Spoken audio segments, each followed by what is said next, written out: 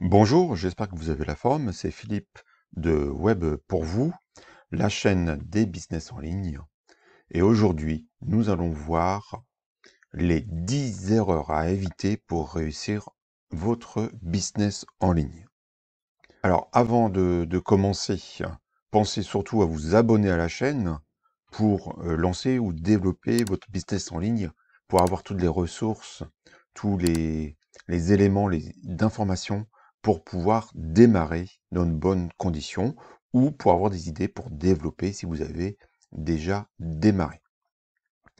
Alors, pour réussir un business en ligne, bien sûr, au-delà du choix stratégique de votre thématique et de la construction d'une offre monétisable par rapport à votre thématique et qui soit en phase avec un besoin, il y a plein de pièges quotidiens qui n'attendent que vous pour vous attraper.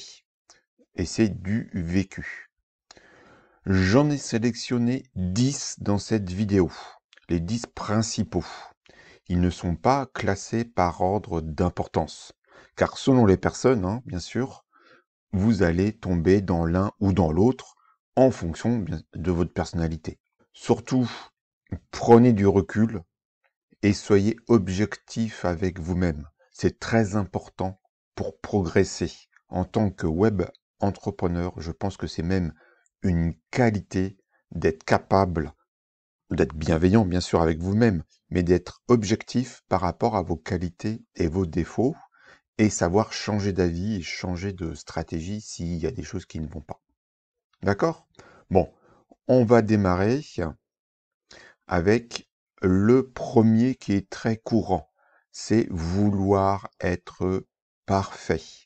Le problème avec ça peut être une qualité, mais si vous tombez trop dans l'excès, ça va vous freiner le passage à l'action, surtout pour lancer votre premier blog, pour lancer votre première vidéo sur votre chaîne YouTube, pour lancer votre première page de vente, votre première formation, votre premier coaching.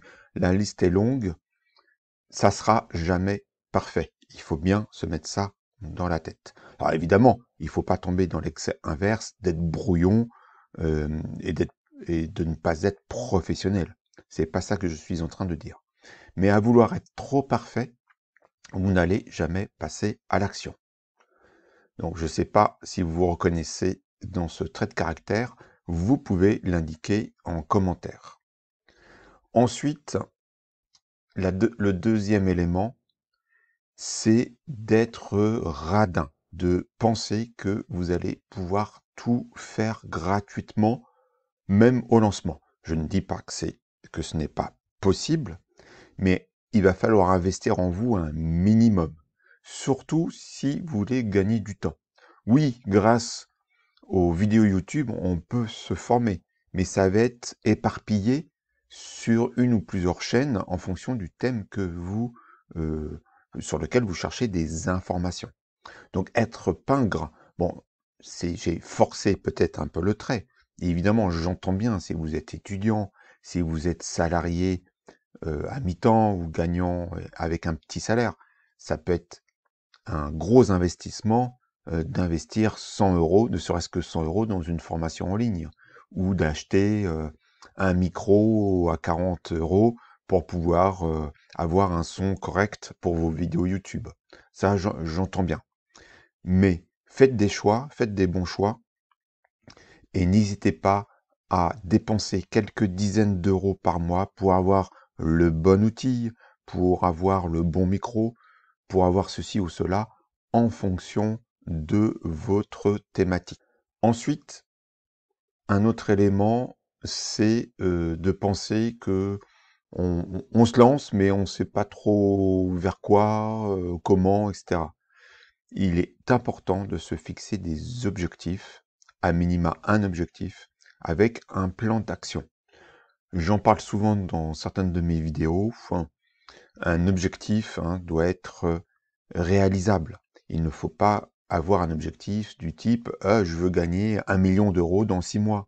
Là, bon, faut arrêter de rêver. Mais un premier objectif, ça peut être gagner 100 euros par mois d'une façon récurrente. Et je me donne 6 mois pour arriver à gagner 100 € tous les mois. Si vous les dépassez, tant mieux. Vous pouvez avoir évidemment plusieurs objectifs. 100 € par mois dans 6 mois, puis 300 € 3 mois plus tard, etc., etc. Ce sont, bon, des objectifs de chiffre d'affaires, mais ça peut être d'autres, hein. Moi, sur ma chaîne YouTube, un des premiers objectifs, ça a été je vais atteindre 1000 abonnés. Et ensuite, je vais atteindre 4000 heures de visionnage pour pouvoir monétiser ma chaîne. Mais une fois qu'elle est monétisée, maintenant, c'est de développer justement cette partie monétisation. C'est également vous apporter toujours plus de vidéos sur le sujet des business en ligne, etc., etc. Donc je me suis fixé des objectifs et derrière j'ai bien sûr des plans d'action.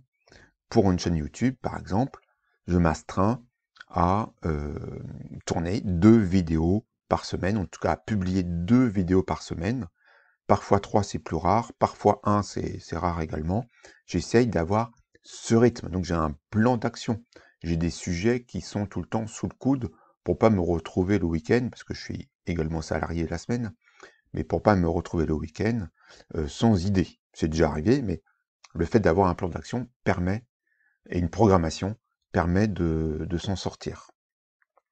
Le 4e piège possible, c'est de multiplier les outils ou les applications. Devenez minimaliste. Je rejoins un peu le point numéro 2, être pingre, mais sachez mettre l'argent où il y a besoin. Si vous avez besoin d'un outil tout en un comme System.io, vous avez une version gratuite pour démarrer, pour découvrir l'outil, pour savoir si ça correspond bien à votre besoin, mais rapidement, il faut passer sur le plan qui doit être à 27 ou 30 € par mois si vous voulez développer votre business. De même, si vous voulez créer un blog, il vaut mieux aller sur des thèmes payants que des thèmes gratuits si vous voulez faire un blog professionnel avec possibilité de le développer par la suite. Personnellement, pour mon blog sur le sport à la maison, j'utilise Divi. C'est cher à l'achat, c'est une licence à vie, mais grâce à cela, je peux créer plusieurs sites. Et c'est ce que je suis en train de faire pour une cliente. Je suis en train de créer son site de coaching pro. C'est pas du sport pour le coup. Mais cet outil m'a permis je peux créer plusieurs sites, je peux en faire une activité presque à plein temps. Bon, c'est pas mon objectif, mais voilà une possibilité. Mais j'ai investi dans un seul outil, j'en ai pas acheté plein. Et les applications, c'est pareil. Comment dire, les formations, pareil. Choisissez des bonnes formations. C'est pas la peine de faire 10 formations si vous les mettez pas en application. Surtout les formations, ça va de 7 € à 500 €, hein, voire plus. Donc, choisissez-la bien, quitte à contacter le formateur en amont, quitte à regarder sur les réseaux sociaux ou à poser la question si, pour ceux qui auront suivi la formation, si elle est de qualité. Le point suivant, c'est pareil, c'est de tester beaucoup trop de stratégies et s'éparpiller. Alors au début, en effet, quand on démarre vraiment de zéro, on tâtonne un petit peu, on est bien obligé de tester en permanence des petites choses. Mais restez focus une fois que vous avez choisi la stratégie qui vous convient, qui vous conviennent et qui apporte peut-être déjà quelques résultats. Soyez patient, allez-y à fond sur cette stratégie. N'appliquez pas 2, 3, 4 stratégies ou de passer de l'une à l'autre parce que au bout de 3 jours, la première n'a pas donné des résultats. Il y a des stratégies vraiment à long terme, c'est les plus efficaces. Le 6e point, le 6e piège, très classique, ça rejoint un petit peu le point numéro 3, pensez, on verra bien, c'est de ne pas définir son avatar client. C'est-à-dire votre client idéal par rapport à votre thématique. Vous allez vous nicher donc dans un thème, hein, sport à la maison, sport pour des femmes après l'accouchement, la crypto-monnaie X ou Y, je n'en sais rien.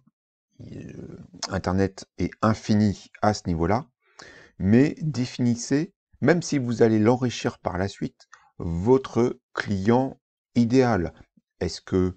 Alors, ça va au-delà de est-ce que c'est une femme ou un homme, en fonction de la thématique, bien sûr. Mais c'est surtout de déterminer ses besoins, ses désirs, ses problématiques et pourquoi votre activité en ligne va répondre, va solutionner son ou ses problèmes. C'est intéressant de faire une fiche, voire même plusieurs fiches. C'est pas interdit d'avoir plusieurs avatars clients. Bon, il vaut mieux commencer avec un seul, mais vous allez enrichir cette fiche. J'avais fait une vidéo sur le sujet. Vous allez, au fur et à mesure que vous allez avoir la connaissance de votre client, c'est normal au début, on ne sait pas trop, on pense que c'est une bonne base de départ, mais après, vous allez affiner par rapport à la réalité de vos clients.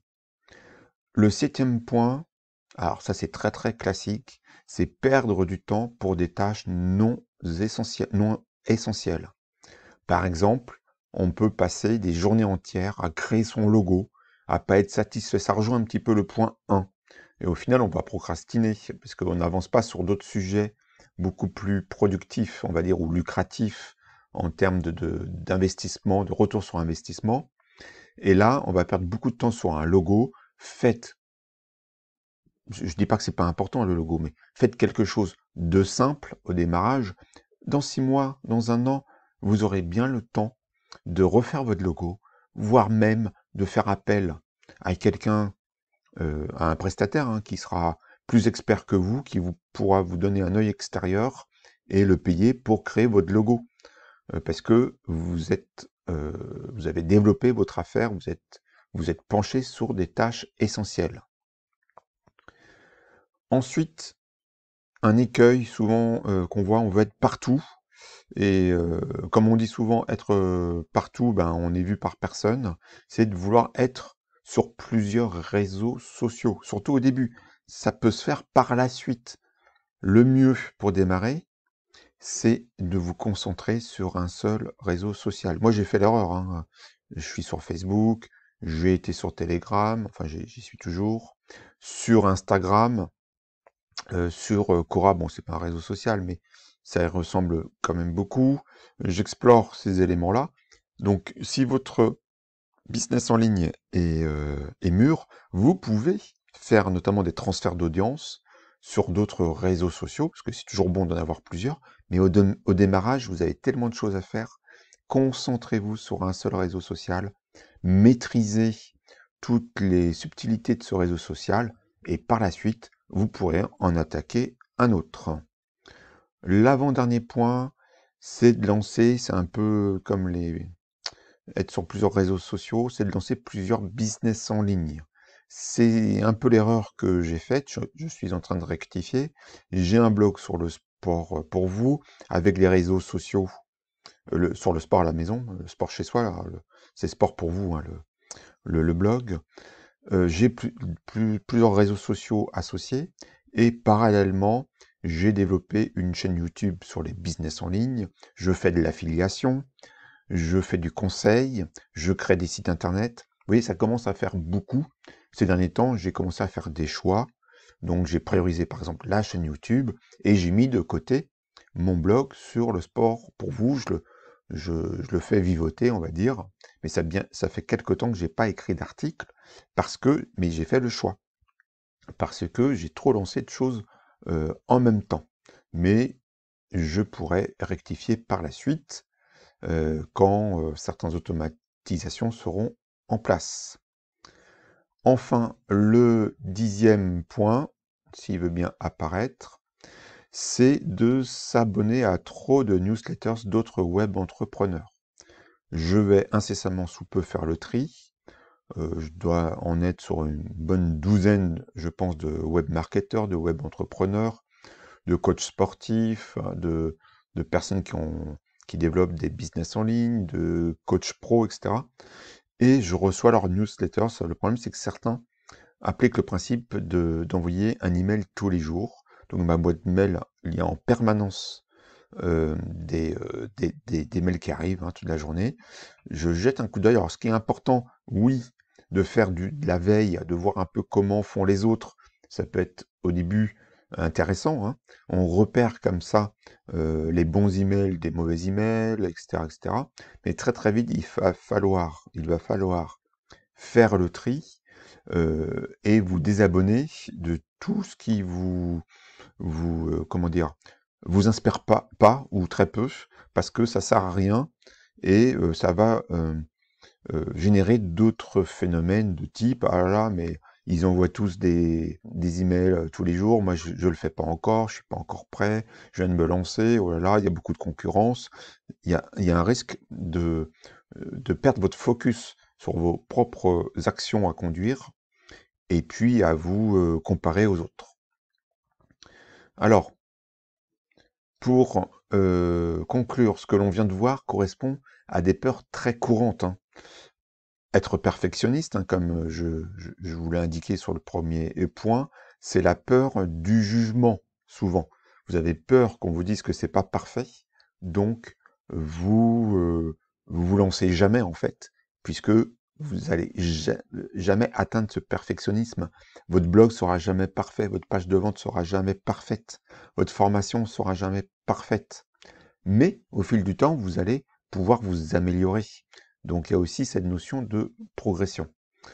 Ensuite, il y a le syndrome de l'objet brillant. C'est exactement quand vous achetez plein de formations, quand vous changez de stratégie toutes les semaines parce que vous estimez que ça marche pas bien et vous voyez une vidéo YouTube sur telle autre stratégie, vous dites ah ben ça je suis sûr que ça va marcher. C'est le fait d'acheter tous les jours, enfin pas tous les jours, mais souvent des montres. Bon, c'est souvent lié à une peur de l'échec. Au lieu de vous concentrer et développer votre business, vous pensez que vous n'appliquez pas la bonne méthode, donc vous allez chercher une meilleure méthode pour pouvoir réussir. C'est très lié donc à la peur de l'échec. Dans mes propos, il y a aussi le syndrome de l'imposteur. C'est un manque de confiance en vous, ce qui peut être normal au démarrage, hein. Et puis la peur donc la peur de ne pas être légitime. J'ai déjà vu des personnes qui étaient très très compétentes, très expertes dans leur domaine et qui étaient étonnées que les autres personnes ne sachent pas ça et avaient tendance à pas se valoriser, à être conscientes de leur propre valeur. Même si vous débutez, vous avez un domaine d'expertise, un domaine de connaissance que vous pouvez transmettre. Tout cela engendrant de la procrastination, c'est-à-dire de la peur de se lancer. Alors j'espère que vous combinez pas trop, que si vous êtes perfectionniste, vous avez le syndrome de l'objet brillant et vous avez le syndrome de l'imposteur, il va falloir travailler sur vous pour pouvoir vous lancer. Parce que à cause de cela vous allez procrastiner, vous n'allez pas oser vous lancer. Moi-même, j'ai tendance à avoir un petit peu le syndrome de l'objet brillant, le syndrome de l'imposteur, c'est sûr. Le perfectionniste, pas trop. Mais bon, je travaille justement à progresser sur mes vidéos, par exemple. Il y a des gros axes d'amélioration. Donc mettez-moi en commentaire si vous êtes perfectionniste, si vous avez le syndrome de l'objet brillant, le syndrome de l'imposteur, mettez éventuellement une anecdote par rapport à cela. Vous allez servir la communauté de web pour vous, de cette chaîne.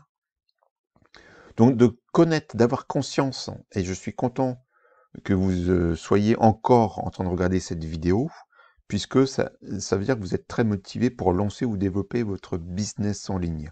Et de connaître ces pièges, en fait, qui sont assez courants, qui paraissent évidents quand on les explique, et on dit oh, bon, moi ça m'arrivera jamais.